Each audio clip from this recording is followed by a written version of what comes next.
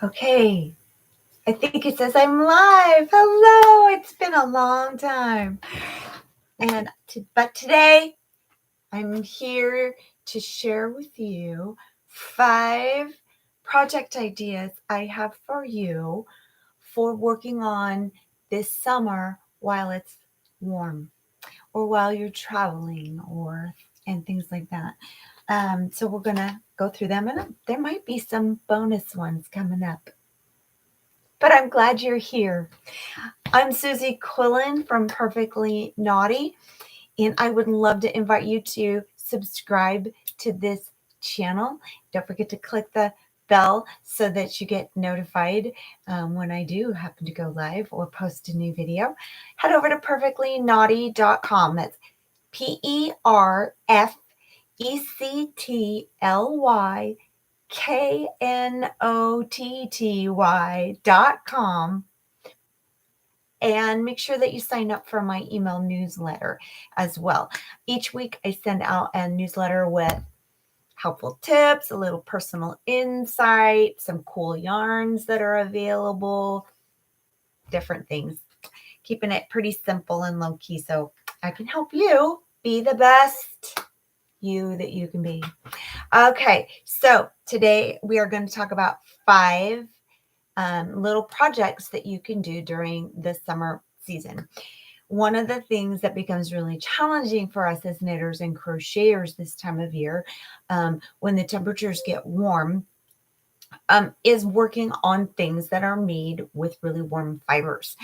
Summer has finally arrived here in the Pacific Northwest, and it decided to show off and give us the first couple of days with 90-degree temperatures, and then an immediate drop off to the 70s today.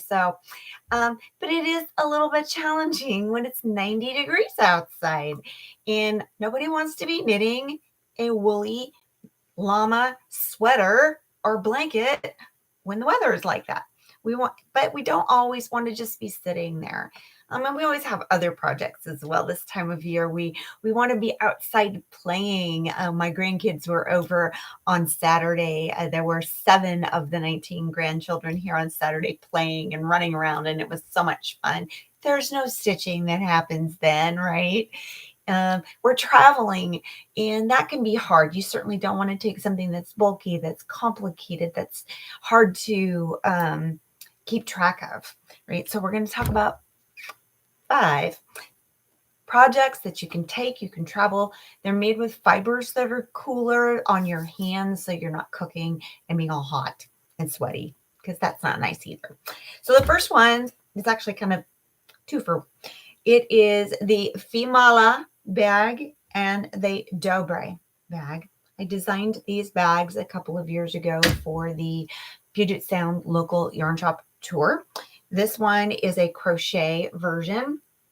It's done with a really cute little kind of really textured stitch. It looks similar to the linen stitch, but it is slightly different. And it's got this sort of I think they call this the Japanese handles, which just got a loop here and it goes through a buttonhole over here. And then you just got a wrist length little bag. And it's really fun to make. This is a free pattern on my website. And here is its knit version companion, also with the little strappy handle. And this, even though this is knit, this actually isn't very stretchy. I did this on purpose. I wanted a fabric that was not going to like stretch all out when you put stuff in it and then just become completely disfigured. So there's a special technique in there. Both of these are designed like all of my patterns. There is an overall simplicity to them, but they're not mindlessly easy necessarily. So don't overthink it, but know that I'm always here for you. Both of these are free patterns on the Perfectly Naughty website. If you go to the online store to patterns, you can find them. I designed this with bamboo pop. Oops. They each take 1 skein of bamboo pop, which you can also find through the online store. But you could also use other yarns. You could use some cotton yarns. is a DK weight. So maybe a couple of strands of crochet thread held together or something. But you're going to want to use something that is durable, that is not going to grow and stretch out, nor felt, because you want these to be washable, right? You want it to be color fast. If you use this as a project bag, you don't want colors rubbing off onto your project. That's why I really love bamboo pop for this. Crochet thread. It's another go-to for me for a lot of things. I love crochet thread, and we're going to talk some more about crochet thread in a little bit. But a couple of strands of crochet thread held together. If you're like a lot of crocheters, you've got a box of this stuff somewhere that you inherited from an aunt or you picked up at a yard sale, and you don't know quite what to do with it. Well, you can hold 2 or 3 strands together and do these bags. The nice thing with these bags is you're not trying to make it fit a person. You're not trying to make it fit a head or anything. So you do have some flexibility in the gauge for these. So play around with it. I don't have specific instructions in the pattern for messing around with your gauge, but you can. You can play with it, experiment with it. It's just a little bag, right? These would be great for little girls. Put a little dolly in there and some lip balm, and they would love that. So there you go. That's 2 projects. 1 yarn, bamboo pop.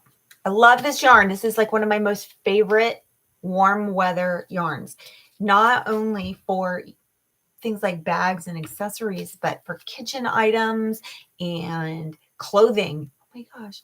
I actually have a top I'm plotting to make out of this yarn. I love it. It's great stuff. It's very cost effective as well. All right. Next up, since we were talking about crochet thread, is washcloths. A lot of people like to have a tendency to use kitchen cotton. There are lots of different brands of this out here. It's most commonly seen at the craft store or Walmart or something. Peaches and cream is a common one, or sugar and cream. They're, as far as I can tell, they're the same yarn, made at the same mill, just a different brand puts a different label on it. I don't care for this yarn for washcloths, and I'll tell you why. It is not mercerized, and if you look at it, the cotton is fuzzy and it lints. It's also thick, which means it's very absorbent, which is a good thing. But when you've got a washcloth and you wipe something up and then you rinse it out and you set it on, hang it on between the straddles on your sink or something, it takes forever for the thing to dry out, and then they get this weird, funky smell. And I can't deal with that. And I can't deal with the lintiness that happens and streaks and stuff like that. So here's my solution to that. 2 strands of crochet thread held together. I use that. I use a crochet hook, usually a G, sometimes an H, depending on how my hand is doing. A G or an H crochet hook. And I just do super simple stitches for that. It's a great way to swatch out different stitch techniques that you're trying to learn and play with different textures, because it's a washcloth, and especially if you're making it for yourself, it kind of doesn't matter.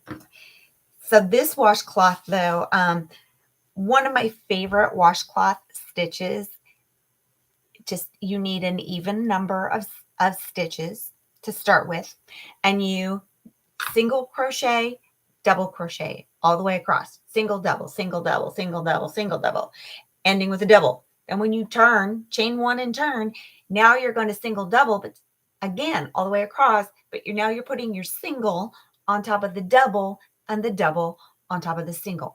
And what that does is the shortness of the single crochet makes the double crochet scrunch down a little bit, and it makes it textury, but not super nubbly, just a little bit textury. And I love these washcloths. They're super soft. They're really durable.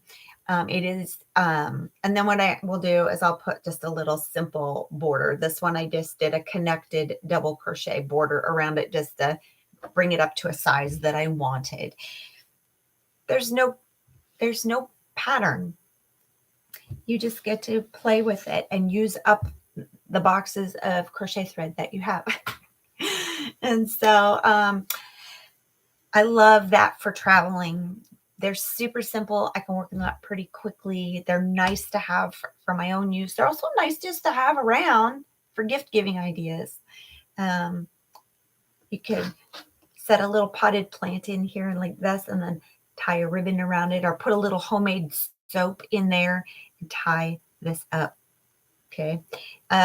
Give it as a gift. There's so many possibilities with washcloths. You could make this even bigger and make more like a tea towel if you wanted to. They're really absorbent. They will surprise you when you wash them. If you put them in the washer and then in the dryer, they will shrink by about 25%. However, they don't stay shrunk, which is kind of interesting. Once they're wet again, you can stretch them back out.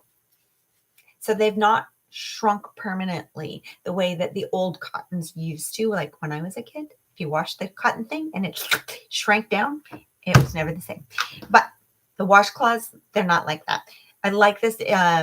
Crochet thread is mercerized, and what mercerized means is when they are spinning the twist in this, there's moisture involved, and that helps to smooth everything out. It's probably more complicated than that, but that's the simple version. So washcloths, that's project number 3.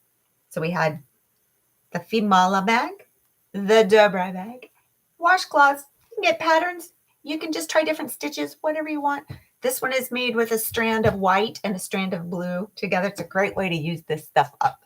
Okay, next. Pot scrubbers. These are my favorite pot scrubbers ever. I started making these, I don't know, probably getting close to 20 years ago. I started making these. I stumbled upon the idea somewhere. I don't even know where. And I love them. They don't, unless you get crazy, but just for normal dishwashing, they don't wreck your Teflon. If you've got those Teflon coated pans, they do a great job of taking stuff off. They're great for cleaning the tile in your shower. A friend of mine, I made a special one for a friend of mine, really big, so he could scrub the rims on his car when he washed his car. I would not use this on the paint on your car, just so you know. But he said it worked great for that. And then wash. You throw them in the washing machine. I don't recommend putting them in the dryer because the texture of them, any linty, fibery things will stick to them like crazy, and then they're really hard to get clean. So I don't recommend that. Washing machine, but they air dry super, super fast. And these are made out of tulle, like wedding veil tulle. And oh my gosh, I have to tell you, I just get this stuff. You can buy it if you're looking for a specific color or whatever. You can buy this stuff on a spool. You can see this spool right here. I cut it in half. I just took a serrated knife and I sawed through, cut it in half, because you only need the strips to be about that wide, which is, I don't know, 3 inches wide or something like that. So I'll do that sometimes.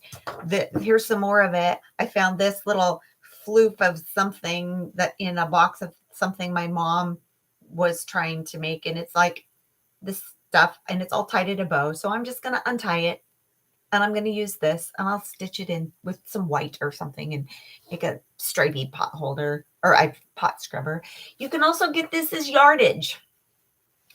You know, you can buy it. It's not very expensive at the fabric store. And then when you go to cut it, you don't unfold it. Just leave it all folded up, or even you can even kind of scrunch it up a little bit. And then what I do is I take it, kind of get the ends sort of lined up. They don't have to be super lined up. It's very, very forgiving for this project. Okay. And then I hold it hand width and I cut it. And then what you do is you join it together, and you can do it a couple of different ways. Let's see if I can show you with this. Here we go. You do this a couple of different ways. I don't like to tie a knot because I don't want the knot, right? You can lay the pieces. Here we go. Let me use this other piece over here. You can lay the pieces over each other like this. Just sandwich them together. That works really good. But you are losing this many inches, which is, it's really not that big of a deal. It does make the stitches right there a little bit thicker for, 1 or 2 stitches. But over time and use, that pretty much disappears. The other thing that you can do is you take both raw ends, and I often will do them together, but they're not cut the same. So this will be kind of weird, but I lay them end to end like this, matched up. And then I'll fold it. I fold it over like, I don't know, an inch or 2. I don't know how much this is, like 2 inches maybe. And along that fold, I make a little snip, just a snip. So that's making a little hole in there. And then when you like this, you open it up, you have a hole. And then you lay them, open them out, lay them this way over each other like this. Line the holes up. I'll stick my finger in it. And the one that's on the top, you're going to take its other end and bring it around up and through. And it's kind of like, it's a similar way that you would join rubber bands if you were linking rubber bands together. And then they just go and go and go and go. And there's no knot and there's no long section. You don't want to pull it hard. This will tear. But if you just kind of snug it up, it works really great. Love, love, love the pot scrubbers made out of this stuff. I have converted a lot of skeptical people, including my husband, who did not think it was the case. And now whenever I have bought fancy store-bought ones, because he used to think they were better, he's like, I don't like this. This one's no good. And I'm like, oh, I know. That's because this one's better. So that's project number 4. So we've got our 2 bags, our washcloth, and our scrubber, and things I'm throwing on the floor. And then the last thing I want to talk about today is the classic ever favorite magic square pot holder. You can knit these. I don't know if you've known that, if you've tried it. I have not made a tutorial video on the magic square knit, but I do have one for making them crochet. So go back in time there, and you can find that video. I might try to link it in the show notes down below. And these are really great because you can use up scrap stuff. And one of the things that I have started doing recently that I really love, it helps to bring some color consistency, especially when I'm tying a bunch of scrap colors together, is I have where's my ball? Well, I don't know where here it is. Okay, here's my ball of just scrap pieces, and it will go for, oh, look, there's a knot right there. And then it'll go for a little while, and there's another knot. And one of the nice things is that with this, because you're making these like a pouch, right? You just make sure all the knots are tucked to the inside. I like to run this together with a strand of crochet thread, and that helps to stabilize if by chance any of those knots were to want to try to come loose. And it just adds an extra bit of structure. I like that structure of crochet, and I'll come back to that on the washcloths for a moment. I like my washcloths crocheted, not knit, because knit stretches out more. It's stretchy. That's knitting's job. Oh, did I say that wrong? Knitting stretches out more. Crochet has structure, and that's knitting's job. And with my washcloth, I don't want it to stretch out and have open gappy things. I also don't like to make lacy washcloths. They're very pretty, But when I'm scrubbing something sticky off my counter, I don't want it stretchy. I want it really structured. There's other jobs for that. But going back to the pot holder, it's such a good way. I just keep this ball going all the time, and I'm constantly adding to it. And then when the ball gets of a certain size, then I start making projects off of it to bring it down again. And it is so handy. And then I'm not wasting. And then I get all these fun, ugly colored pot holders. My brother loves them. He loves them. You can make them whatever size that you want. You start right here along this line right here. If you don't know about my foundation single crochet video, I really want to recommend, again, it's in the catalog. So go back and find foundation single crochet. You're going to make that right through here. And it is on the diagonal from your square. So if you want an 8-inch square, you don't want an 8-inch start. It needs to be longer than that. So you do have to know a little bit of geometry. Or one of the things that I have done is I'll take a piece of paper and I will fold it so that you actually have a square, right? And then you can measure it from here to here. And now I know, because we know a paper is 8.5 by 11, right? So if I want my pot holder or my washcloth, well, my pot holder, because we're doing this on the kind of on the diagonal. Now I know that I can measure from here to here. That's just a little geometry hack for you right there. That's a bonus for you, just so you know. So there you go. Those are my 5 projects. I have this whole basket right here of just random crochet cotton. As I said before, I really don't care for the kitchen cotton for my washcloths, but there really honestly are very few things that are better than kitchen cotton. Classic peaches and cream, sugar and cream kitchen cotton. There are very few things I find better for pot holders. People just that they can use them, they can wash them, they can love on them.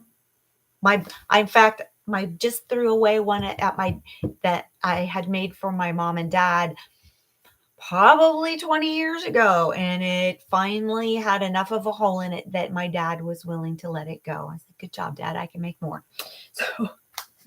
So there you go. Those are some fun ideas. And I have one more bonus idea for you.